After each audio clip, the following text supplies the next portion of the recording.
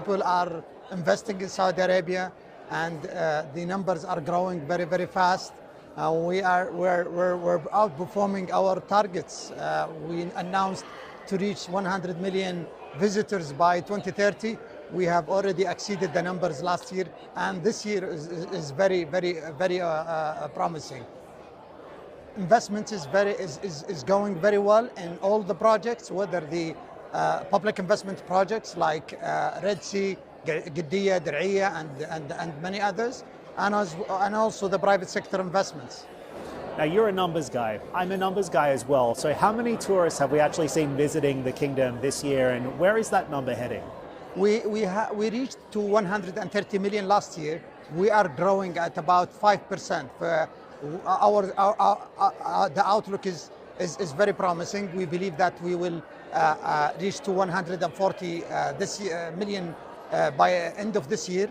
We'll exceed the 30 million international arrivals that we achieved last year, and the numbers is going to 150 million tourists by 2030, out of which 50 million coming from outside. And this will put Saudi Arabia on top of the 10 most visited countries in the world. These are really big numbers, so help me break it down just a little bit. Where exactly are visitors coming from, and how much of this is genuine foreign travelers visiting Saudi Arabia for the first time versus those religious travelers that consistently come in? Our visitors are coming mainly from the UK, China, India, and Europe, and this is very normal in many other countries. The mid-haul, 6 to 7 hours flight, is the main cities that we focus on and we try to attract from, and therefore the visitors are coming from these regions and these countries to visit Saudi Arabia and to explore our nature, our history, our heritage, which represent the Arabian culture. And of course, tourism is also a significant contributor to Saudi Arabia's GDP now. What do those numbers look like?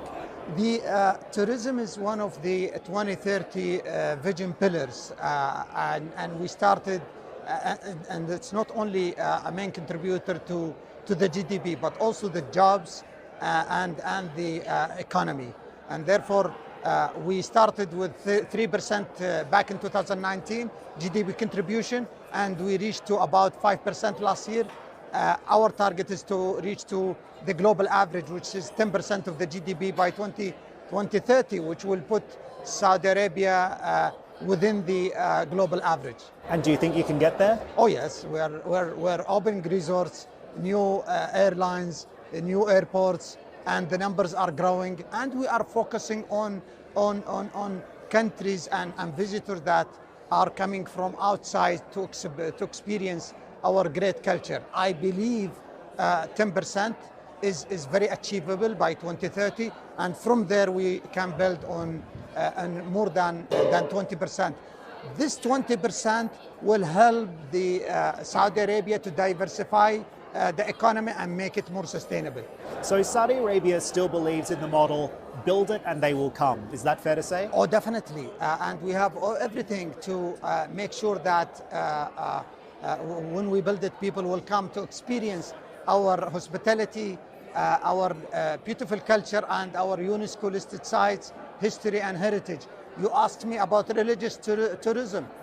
Back in 2019, they used to represent about 60% of the people visiting Saudi Arabia. Today, they are less than 50%.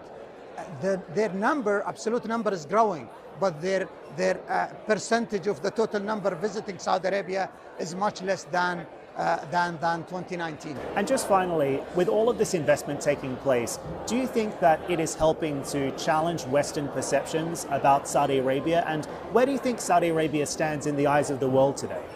We're known as an oil-producing country and a very hot country, but since we opened our doors back in 2019, millions of people came, visit Saudi Arabia, enjoyed our pure culture and our beautiful weather in the south, our mountains and our islands. And this is changing the perception about Saudi Arabia. don't want to talk about our hospitality. You know, we are a very young nation. People are very welcoming, and they are very helpful. And therefore, you know, we're happy to see our friends from all around the world coming and experiencing our beautiful culture and the Saudi hospitality.